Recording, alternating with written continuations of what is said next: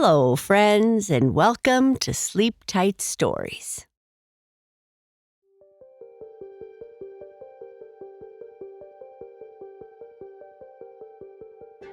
Blue loves cookies and thinks everyone else must too. When he sees that his classmate Ruby only got one cookie, he decides to try and fix the problem. Blue's Great Lunch Hack. Ooh, fancy, Blue mumbled through a mouthful of cookies. 3 of them, stuffed in at once like a chipmunk. He was staring at the school's cafeteria's brand new digital ordering kiosks, his eyes already doing that thing where they got all squinty and focused. Red knew that look. That was Blue's "I'm about to break something expensive" look. "Blue, stop poking the screen like that," she said, trying to actually order her lunch like a normal person. "I'm in a rush to join the gang and you're gonna—" "This system is completely inefficient," Blue announced in what he probably thought was a whisper, but was actually loud enough for half of the cafeteria to hear. A few cookie crumbs flew out with his words. "Look at this distribution algorithm. It's all wrong." His classmate Ruby, who was the best at math in school before Blue arrived, appeared beside them, clutching her lunch money. "I only got 1 cookie yesterday. My calculations say I need at least 3 to maintain optimal energy levels." And there it was, that grin. Blue's big, mischievous grin that meant he'd just spotted a problem that needed his special attention. "I think," Blue said dramatically, "it's time to optimize some nutritional distribution protocols." Red sighed. Here we go again. That night, Blue sat in his room surrounded by empty cookie packages and the glow of 3 different computer screens. "Homework," he told Mom when she peeked in, which was technically true if you considered hacking into the school's lunch system a form of educational research. Blue's computers were of his own design. He wasn't allowed to use Mars technology, but no one told him he couldn't supercharge off-the-shelf Earth systems.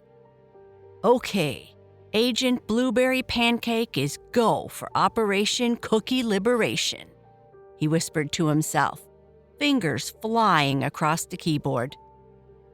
The cafeteria's ordering system was embarrassingly easy to get into. Whoever designed their security probably thought a password like lunch123 was clever. In no time at all, he'd found exactly what he was looking for: the quantity controls. Or rather, the complete lack of quantity controls. If 1 cookie makes kids happy, Blue reasoned, stuffing another chocolate chip cookie in his mouth, then 3 cookies will make them 3 times as happy. It's basic math. He reprogrammed the system so every lunch order would automatically include triple desserts. Triple! His mouse cursor hovered over the Save Changes button for just a second. Was this... Maybe he should ask Red first? But then he remembered Ruby's disappointed face yesterday and all those other kids who barely got any cookies. Click. "Operation complete," he announced to his empty room, then promptly fell asleep on his keyboard, dreaming of grateful classmates and perfectly optimized cookie distribution. Tuesday started like Christmas and ended like Blue had been involved. "Oh my gosh, look!" squealed Jenny from 3rd grade, holding up her lunch tray like she'd discovered buried treasure. 3 chocolate chip cookies, 2 oatmeal raisin, and a brownie.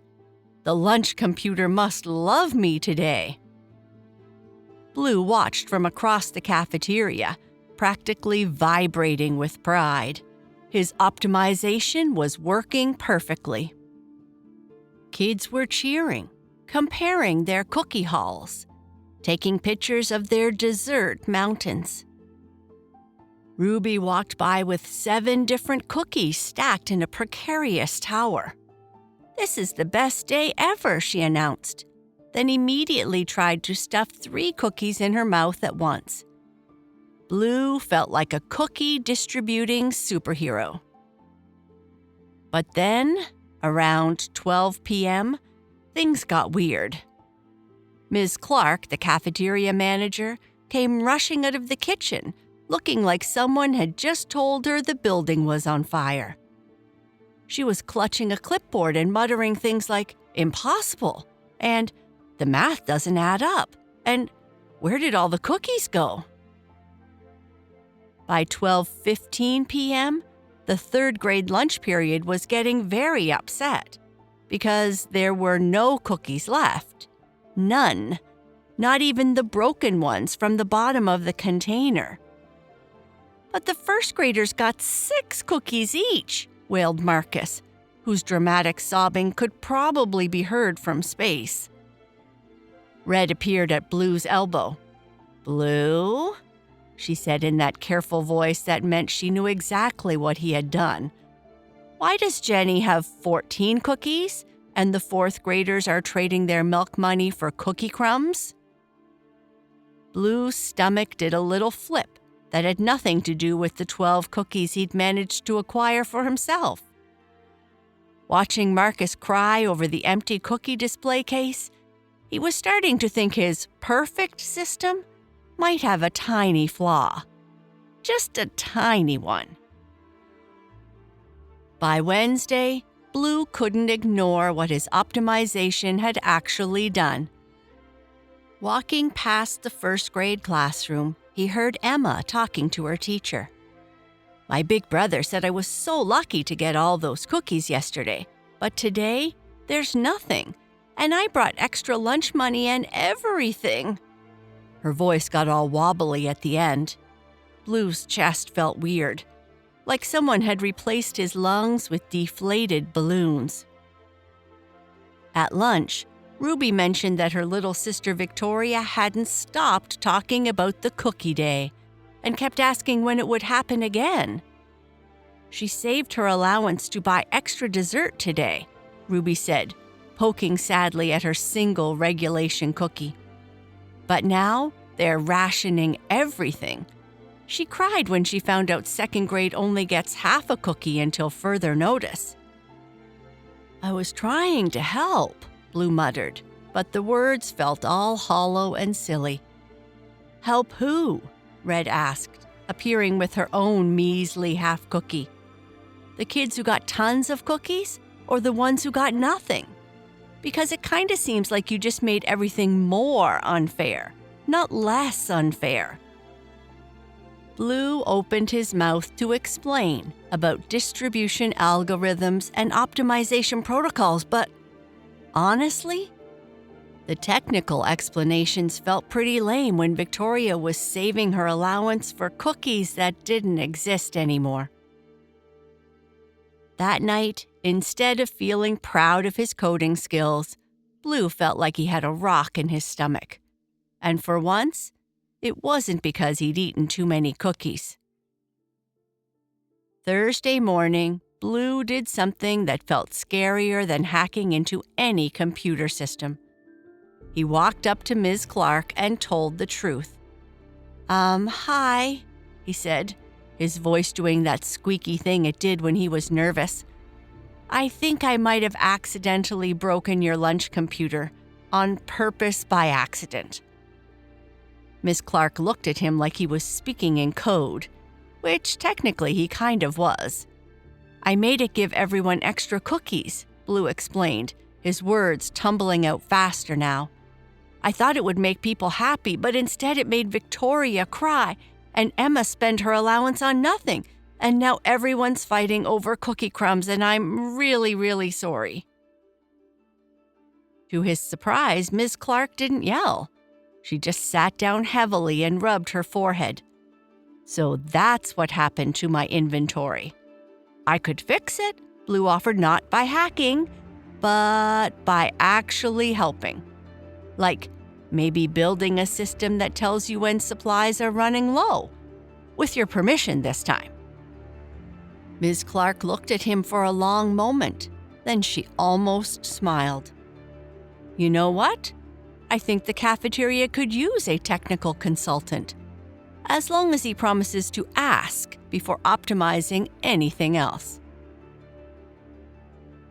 That afternoon, Blue handed out his own stash of cookies to the kids from the later lunch periods.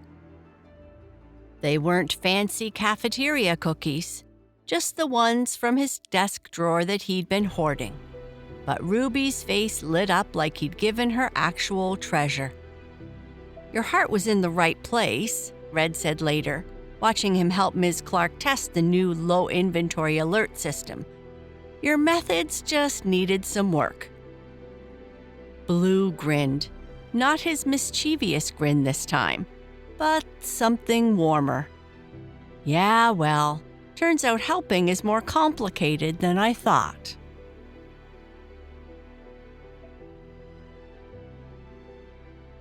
And that is the end of our story. Good night. Sleep tight.